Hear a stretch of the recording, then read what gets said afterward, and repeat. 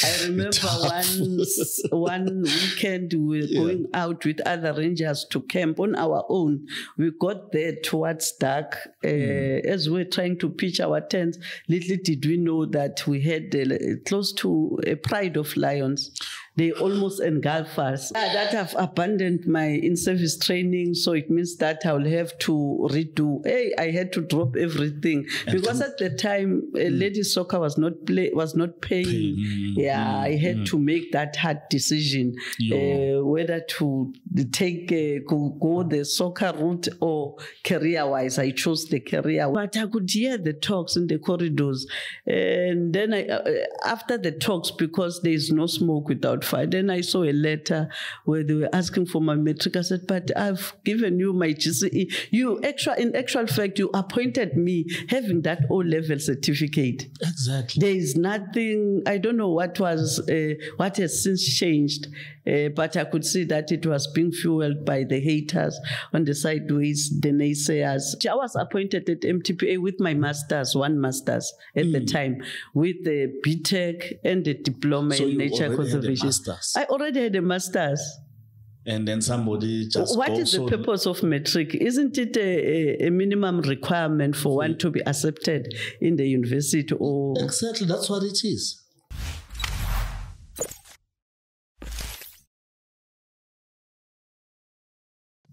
Welcome to another episode of The People's Eye. Today is a special day. We're having our first female guest, Nomcebo Kunene. She's also in a male-dominated field. We'll be chatting to her about, why she chose that field to be one of the few females amongst men. Many things about her struggles in the career, her attempts at playing for Bafana, Banyana, I mean. Yeah, you see. Yeah, we're gonna speak up about a whole lot of issues around her. Welcome to the People's Eye podcast. Thank you very much. It's my honor and privilege. Thank you for having me. Yeah, thanks a lot for coming. It is very interesting, as I was saying, that you are our first female guest. I'm trying to look at your profile. At home, you're one of 7 kids. We are the firstborn. We are the only girl. Yeah, I'm leading a pack. I carry the bloodline of the Kunene clan. I'm the firstborn. I'm born and bred in Chagastad, Ngalagbo Bad Plus. Okay. I'm the only girl, followed by, we used to be 7, yes. Now survived by 4 brothers. We are 5 now in total. I still have both parents, Basapila. Yeah. Very, very interesting. The queen of firsts. I think you from home, you led the way, being the only girl. In your professional life as well, I think you've been the first woman you are in the nature conservation field. But I'll let you explain what you're doing now. Where did you start? My life has been a roller coaster. I think I'm privileged. Sometimes I tend to say I'm God's master plan. Looking at the way in which my life is unfolding, it's very interesting. Because as you indicated, I'm the only girl. I'm the first. I'm actually a groundbreaker. Firstborn daughter, leading a pack of boys. First one to play ladies soccer in my hood. In the family. Yeah, in the family actually. And even in the hood. As a girl. Yeah, as a girl. Yeah, I used to be chased around by teachers after school. At school, I'll be a girl.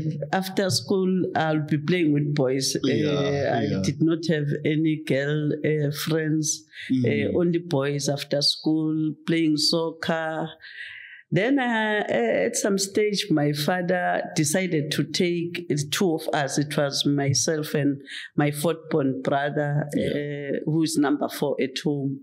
We went to a boarding school. He took us to a boarding school. It's prior to democracy. Yes.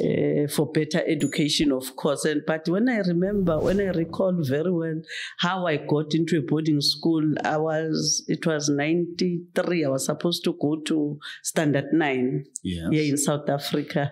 Okay. One after school, he asked me if I could write an application letter. I don't know what made him to ask me that question, how to write an application letter. Mind you, Mpasele Standard 9. That is what now, grade 11? Yeah, it's grade 11 now. Yeah. I didn't know how to write that application letter. I said, no, syllabus.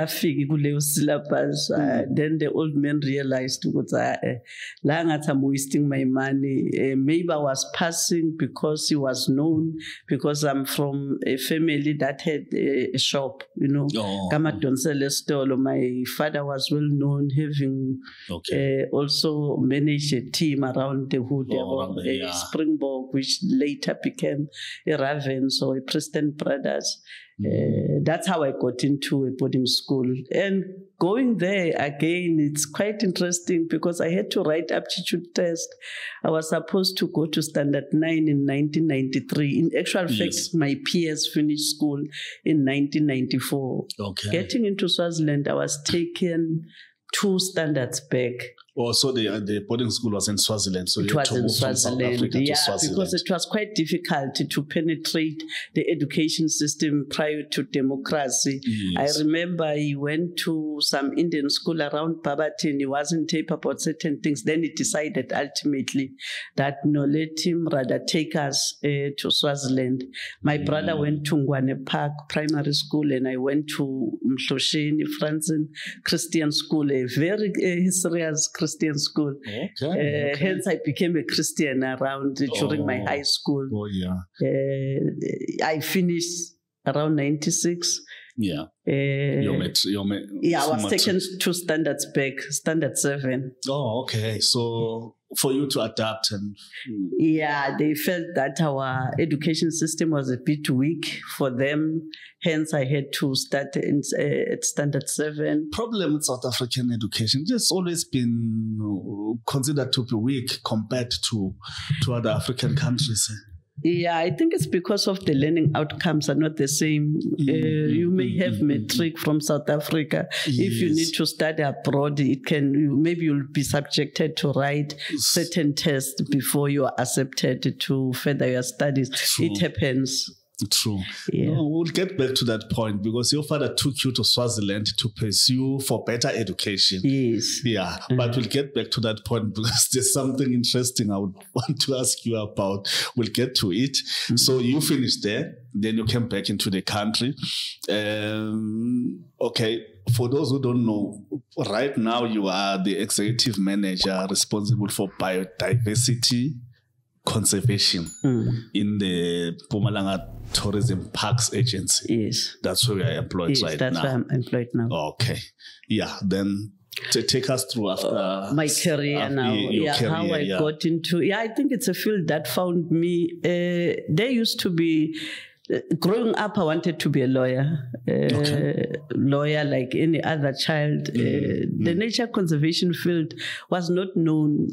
My father happened to know a certain MEC, DS Mkwanazi, who was the MEC of Environment at the time. Oh, yes. He's the one that advised my dad to allow me to convince me to pursue in nature conservation.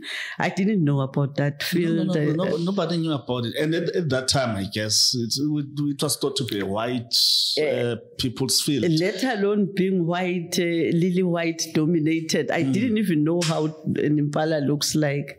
I took that leap of faith to enroll for that nature conservation. I remember my first lecture, I heard the word biodiversity.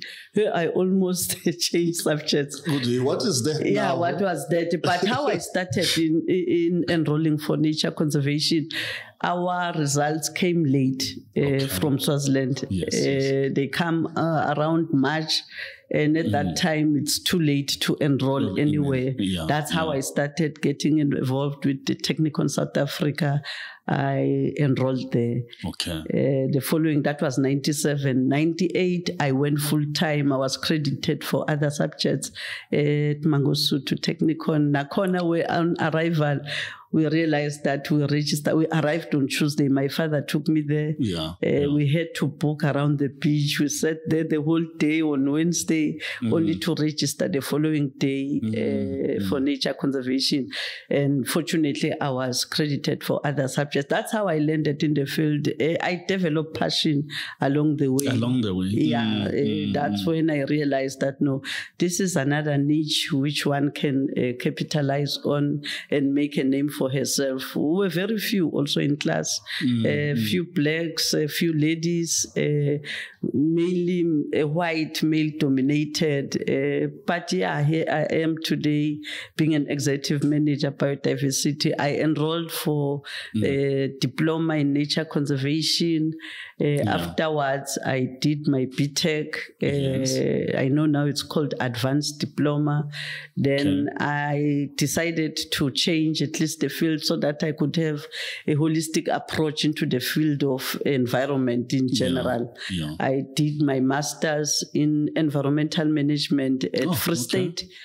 I was still working for Limpopo Economic Development and Environment based in Polokwane. That's when I got my master's around 2009. 2010, 11, divorce happened in between. I relaxed a bit. Still, I was reluctant to pursue doctorate. I know friends have been pushing me to enroll for doctorate, but I still wanted to accumulate more experience so that I will be a knowledgeable doctor. I don't want to not to be knowledgeable. I want, when people say a certain subject, they will say nobody else can articulate better than Nomcebo. You need Nomcebo in this one. That's where I want to get at. But in between, I decided to then register, looking at the number of years that I had spent in the field of conservation. I registered as a professional natural scientist in the field of conservation management. Yes, I am a registered scientist. There's so many things are needed. Your credentials and the experience that we would have accumulated over the years also count.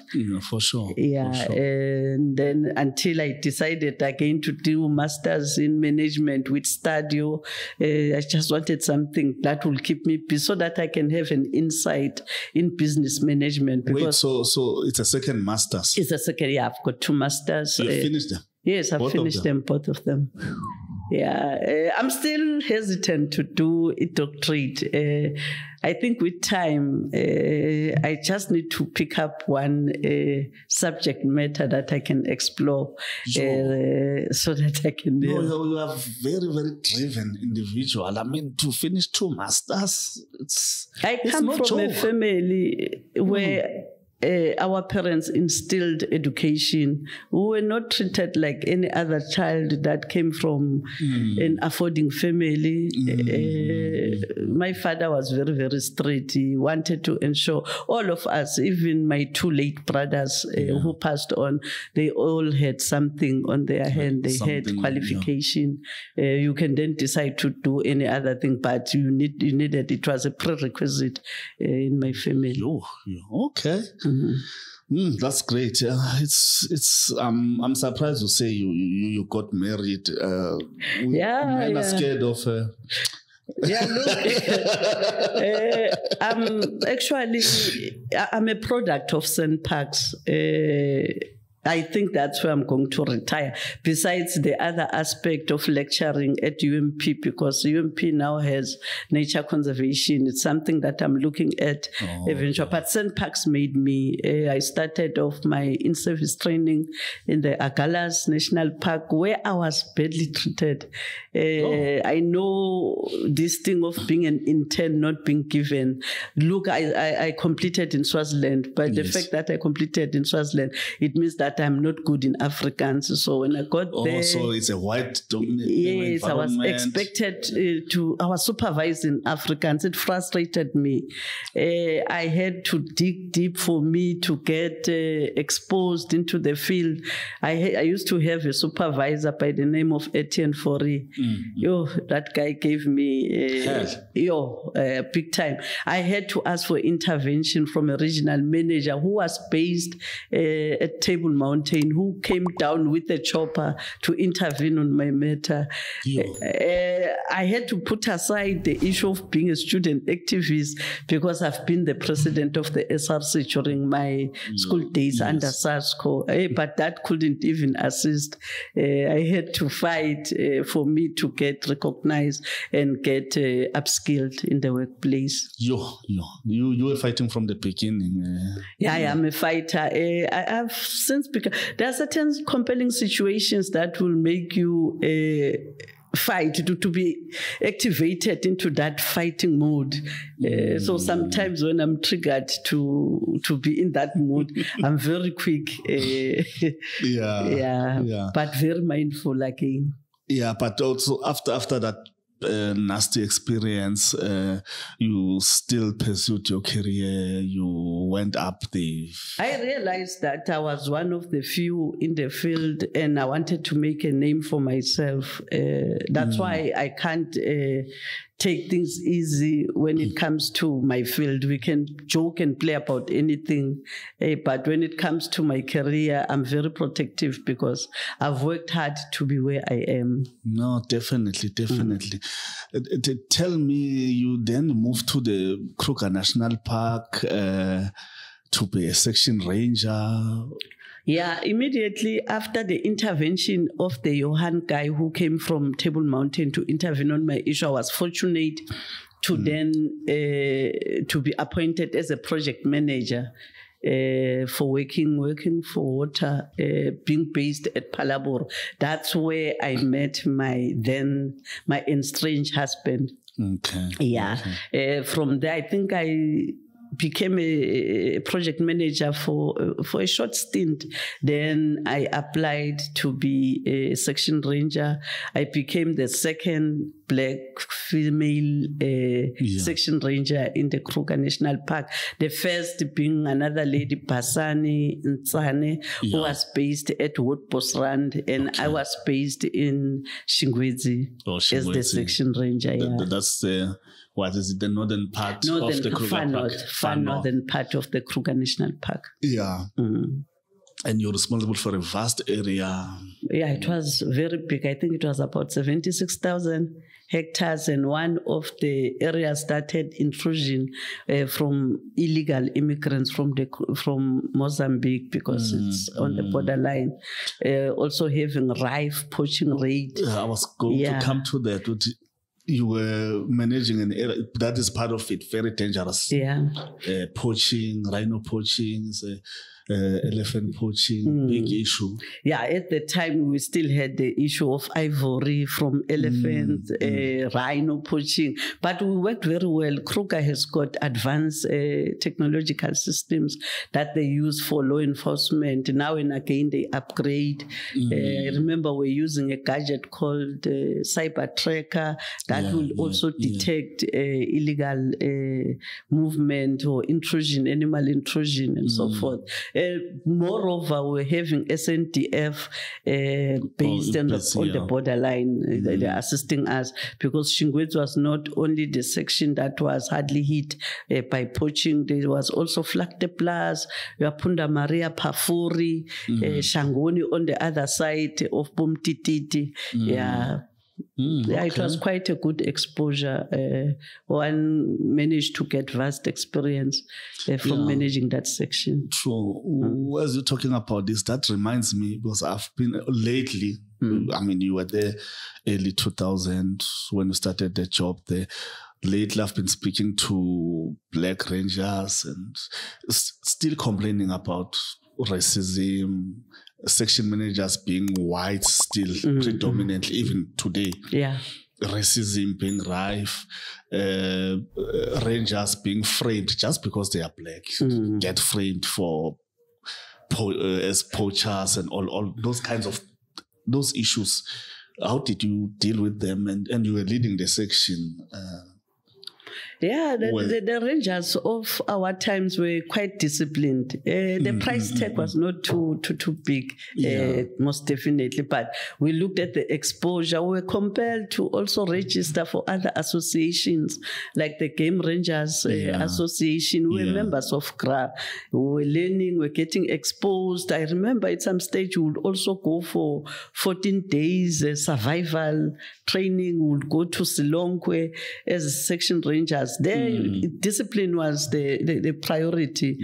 Yeah, you would go to the bush for 14 days with nothing, just a backpack. You were supposed to survive, see how best you can survive on your own with your rifle in a big 5 area. All those things. So you've been there. Yeah. We've been there to the hardcore. In the trenches. Yes, in the trenches. We come from the hardcore, the cold face of things. We've been there. I remember one weekend we were going out with other rangers to camp on our own. We got there towards dark. As we were trying to pitch our tents, little did we know that we had close to a pride of lions. They almost engulfed us. Fortunately, one guy who has since passed on, Thomas Mbogota, had his 9mm. We all had our rifles, but they were in the cars. We could have easily been devoured by those lions.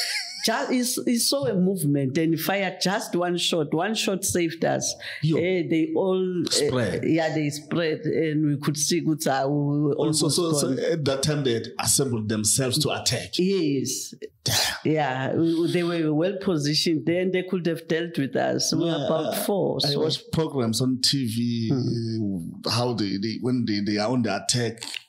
Buffaloes or anything like that. Yeah, and you should it's know a well-mastered technique. The female lions will be the ones leading the pack. Men will be at the back. Yeah, so it was not only that, so many experiences. That's why at some stage I feel I should write the story of my life. No, you should. You should. It's very interesting. Been an interesting change. Yeah, it cannot get better than this. And then being the second black woman there, the section ranger, now you sort of broke the ground being the first female reserve manager. Oh yeah, there's a guy that used to be in Limpopo, Fixing Hlungwane. He poached me. Oh, okay. Yeah, he saw me doing a presentation somewhere. I can't remember which conference it was. Then he told me, I want you in Limpopo. I was still young, man.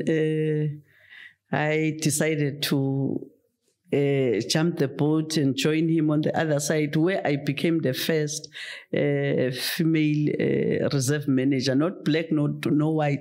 I became the first female reserve manager in Limpopo. So previously there had been men, white and black, the first female. There were a number of men. Yeah, I became the first female, and I was given a strategical reserve to manage, which is international renowned wetland area. Yeah, but now before we go there, how did it feel to learn that you were the first female? I was on the move, man. I was on the move. I could feel it because I know Nomcebo is moving. It was my time. It was my prime time. So I wanted to make the best of it, not to compromise myself.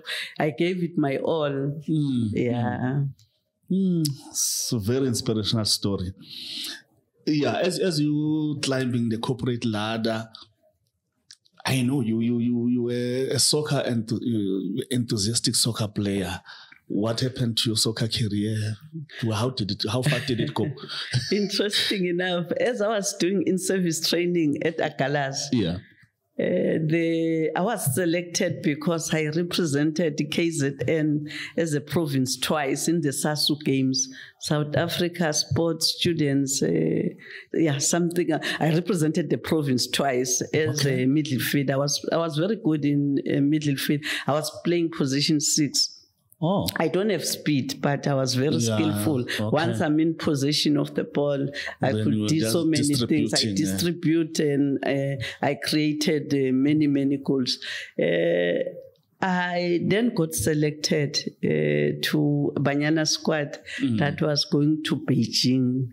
They flew me to what is that? Excellent Park, Transnet, where they used to train. Yes, in Kempton Park. School of Excellence. Yes, School of Excellence, yes. I went there. I'm still doing in-service training. I was away for almost a week. Then this supervisor of mine, Etienne, called Peter Small, my supervisor at teacher. So you didn't ask for No, I didn't necessarily say time. Where I was going. I just asked for a few days and I extended because I didn't have much days. And the guy was very strict. We did not have a good relationship.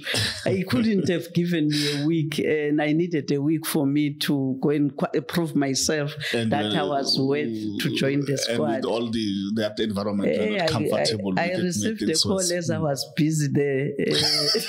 Come back to what? Yeah, that I've abandoned my in-service training, so it means that I'll have to redo. I had to drop everything because at the time, ladies soccer was not paying. I had to make that hard decision whether to take go the soccer route or career-wise. I chose the career. I went back. I was flown to Joburg.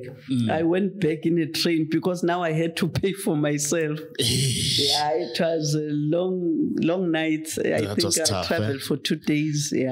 Okay, so then we could not see you. That was the end of it. That's how I dropped my soccer career. Who was in the squad by then? Desiree Ellis? There were both Desiree Ellis, Bokabo Zita. From Durban, I was with the Zungu lady, Makosi Ntuli. Oh, yeah. Yeah, Makosi, we also played for the same team because in Durban, I played for Amazulu ladies team. Oh, okay. Yeah.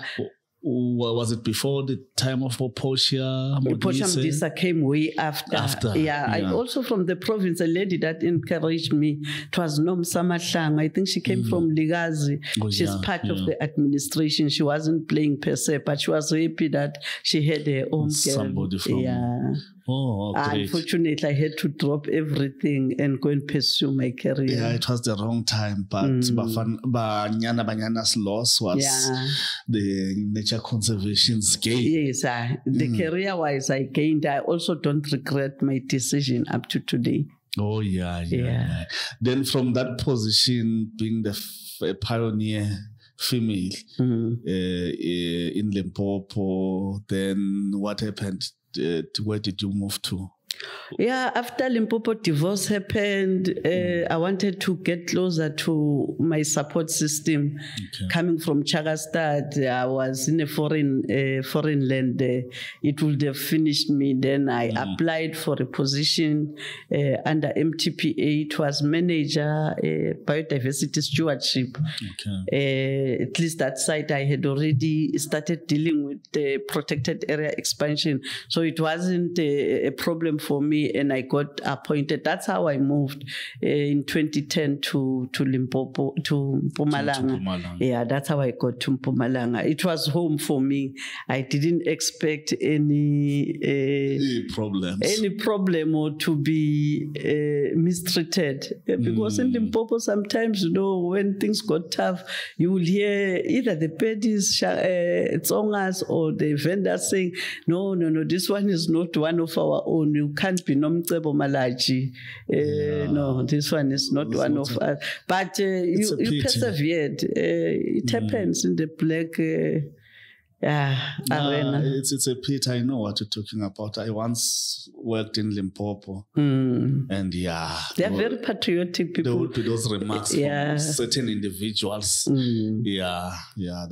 maybe true. It's a good thing. Maybe that's what we need to do also. I'm joking on a lighter note. But everybody has got it. Even here, people are outside us. There are those individuals who by nature they discriminate against other people. That's by true. nature, which is really, really bad. I mean, we're fighting against racism, but if we cannot, as blacks, accept each other, then I don't see us ever winning that it's a bad fight. stem that needs to be uprooted. It's not doing us any good.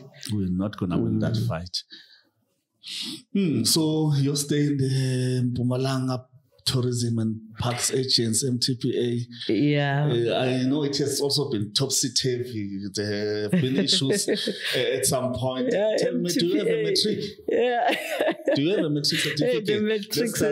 The matric story. It happens, You work for an entity for 9 years and you are supposed to climb the ladder now. Then talks of that nature stems up. Okay, take us back. When was that? Which position were you eyeing? And then they ask you for a South African senior national certificate. I think it was 2019. Mind you, I joined the entity in 2010. 2010. Yes. Right? Then 9 years later. In between, I was requested to be deployed as a reserve manager based on my past experience to manage one of the biggest reserves within MTPA, which is also the cash cow of the entity, Blade River Canyon, the one that's located around the Panorama Road. Yes. I went there for 2 years, 2017, 2018. I did a good job there. 2019, I was acting as a cluster manager now, responsible for 6 other reserves within the Buhlabela region. Then the position was vacated. As the position was vacated during my acting capacity, it was advertised, I applied. When I was about to be appointed, then the issue of matric came up. Would say, no, this one doesn't have matric. How could I have been accepted in university without proper credentials? The issue of jealousy then came in. It's not the entity per se, but it's certain individuals that had an influence. Who were responsible for the process. It was bad. It was bad. So looking at where one had come from. I've worked for different entities. I worked for. You were never asked for a matric certificate. It has never been an issue. It has never been an issue. I wouldn't have been accepted in so many institutions again without proper credentials. At that time, when you were supposed to be promoted to that position, what qualifications did you have? Remember, in South Africa, in Swaziland, you don't get matric. The school living certificate, it's GCE O-level certificate, the Cambridge. But it should be the equivalent. At the time of applying for the position, I was appointed at MTPA with my master's, one master's at the time, with the BTech and the diploma in nature conservation. I already had a master's. And then somebody just What is the purpose of matric? Isn't it a minimum requirement for one to be accepted in the university? Or exactly, that's what it is. Yeah, unfortunately. So you have a master's, then somebody demands a matric certificate. They didn't even demand, but I could hear the talks in the corridors. And then after the talks, because there is no smoke without fire, then I saw a letter where they were asking for my matric. I said, but I've given you my GCE. In actual fact, you appointed me having that O-level certificate. Exactly. There is nothing, I don't know what has since changed. But I could see that it was being fueled by the haters on the sideways, the naysayers. I mean, why would it matter? Let's say you didn't have the matric, but you have a master's. Why would it matter? I mean, we're having a problem in South Africa. This matric is glorified. It's just a passage for you to pursue further studies. Why would you ask for matric for someone that already has a master's? Exactly. And mind you, at the time, I'm already enrolled for my second master's. I had to, I was advised. Are not giving you a problem. No, they accept me with my credentials. Now here is this hater. But I had to comply. Somebody advised me, no, man, do ABET 4, level 4. So now you had to go back to school with your master's? With my master's. I'm doing ABET level 4. I'm doing master's. At one stage, I was writing in the morning, ABET level 4. 2 o'clock, I was writing a paper on risk management, but for master's now. You can imagine what it was doing to me. Terrible. Psychological. That's horrible. It's unfortunate. Sometimes as blacks, we compel each other to go through that. I survived depression. Having not suffered depression at that time, I don't think I will ever be depressed. It was quite bad, I must say. Sure. So after work, you go to attend ABET classes? I never really attended. I was given past exam papers. I will juggle between the two. Oh, for sure. I studied on my own. I just went there to write. And I excelled. I think I got all the papers 100%. Yeah. So now... It was nothing in any case. So then you go... Coming back, then I'm told, you are not supposed to do level 4. What you have is enough. Actually, I was assisted by our CEO. He asked for my credentials. He went through them. He was satisfied. Then he gave me an opportunity. So that obnoxious individual...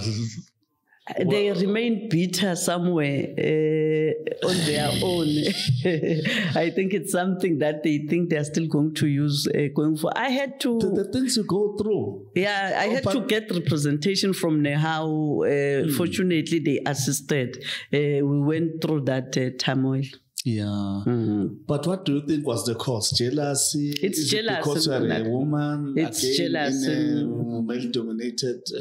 There are people that would aspire to be in a certain position, but without credentials.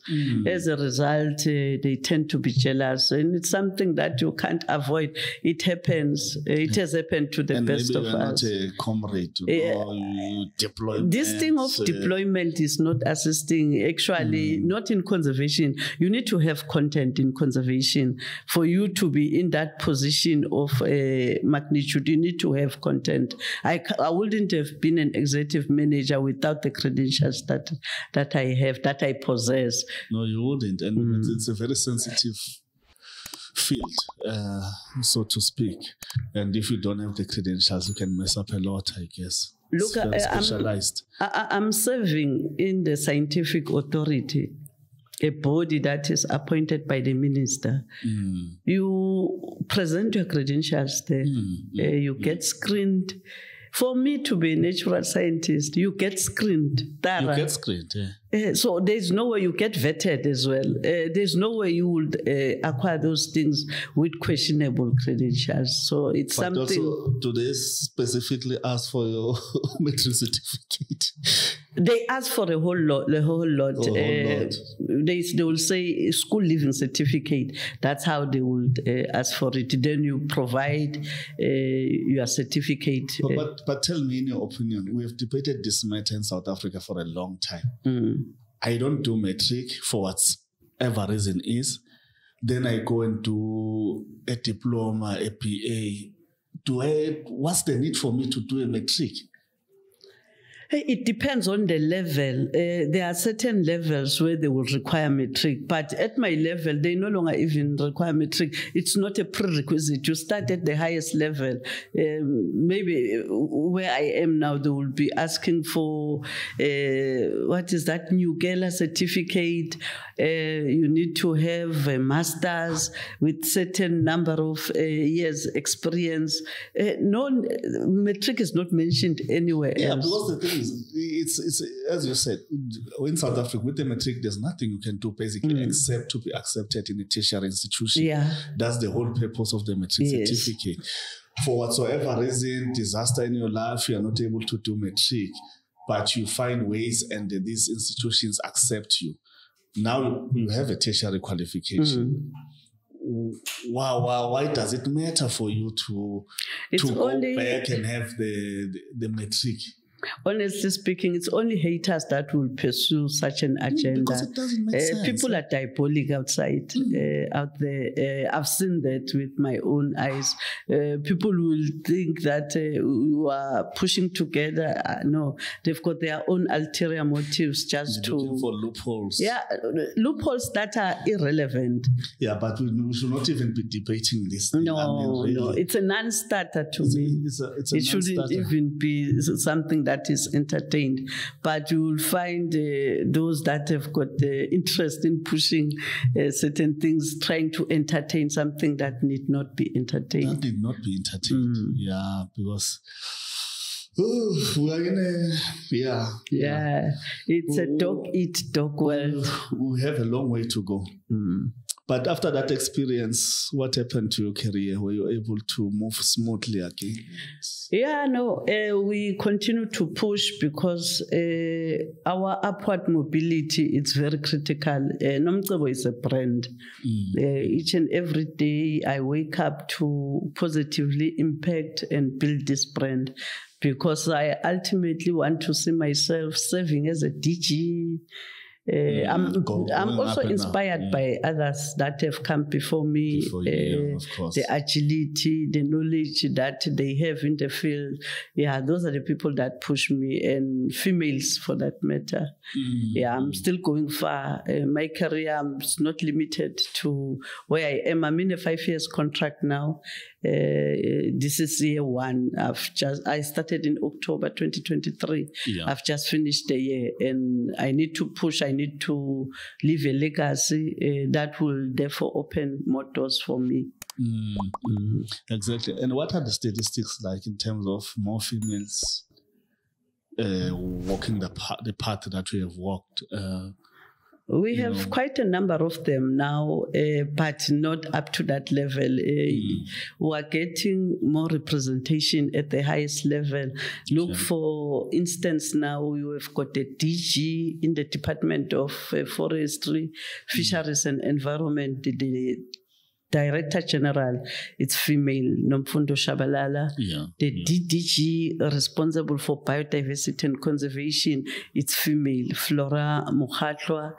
Those are the stalwarts, the women that I look up into. Then the directors, you find a number of women. There is a representation. We are getting recognized. It's unlike before, and that's where I want to find myself ultimately. Besides the aspect of retiring in the academia, providing lectures, I do that sometimes on Saturdays. I'll present on something during my spare time. Yeah, but what can be done to get more girls interested in the field? Career guidance, nothing else. We're trying to do that now as an entity.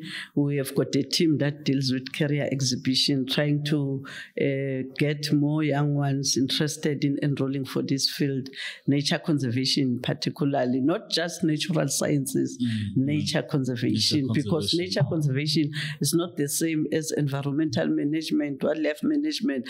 It's nature conservation. It's one field that is peculiar on its own. Yeah. We have another special guest, Hauhelo Malachi, joining her mother. Yeah. Hauhelo. Your mother here has done amazing things. As a woman. I'm not sure. You are also a girl. I don't know whether you've got big ideas, you want to pioneer something, break the ground for girls? No, not really, but she does really inspire me in a lot of things. She's basically my role model. When I wake up, I think about her future, my future as well. And like all the things she's done in the past, they really, really, really inspire me. Wow. Okay. What do you want to be? What's up? I'm not sure. I have a lot of options, so I'm not. Such as one of them is her career, which is nature conservationist. I really want to be one, but then I also want to be something else when I grow up. Another option is maybe also cardiologist. So I'm not sure. I'm still thinking on it. Oh, cardiologist. You want to fix broken hearts.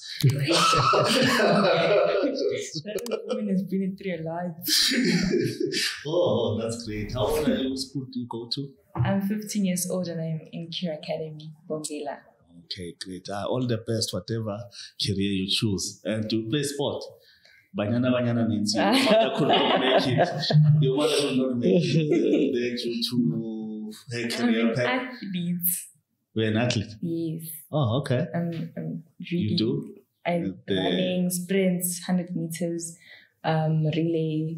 Is I'm not really into soccer or netball, not that kind of girl. Running. I also used to I was once playing soccer when I was young. I was into playing soccer with my young friends, which were boys, only boys. I never really liked girls as well. Yeah, you never? No, girls are just judgmental. And they have a lot to say. Oh, okay. Let me bring your mother into this conversation. Your mother grew up in a rural area. Yes. You grew up in a rural area, Chakastad. And if you're tomboyish, it's foreign. It's a taboo. It's taboo. Yeah, that's the right way. How did you manage to? I had supportive parents. They understood me from young age. I remember coming back from school one day. I would wear dangara. And I became the first girl to wear grey pants at school because that dangara was too heavy for me. I couldn't take it. My father had to go and make a special request to the principal to be allowed. Because really, maybe I almost dropped out of school because of that dangara thing. Yeah. It was so uncomfortable, so heavy when it was hot. So one afternoon, my late grandmother, KK Mahlaba, who was also a political activist, my father's aunt. I came back from school. She hid all my trousers, my pants that I was playing with, and left one that was torn at the back. Coming back from school, and my friends were calling me, we were going to play Mtunugeni. I had nothing to. I took my father's t-shirt, I put it on top, I wore that. Then my parents gave up. They started being supportive because it was not like I was into boys as in dating. I was just enjoying playing their company. Exactly. Yeah. Oh, okay. Those are the issues. Yeah. Yeah. Okay.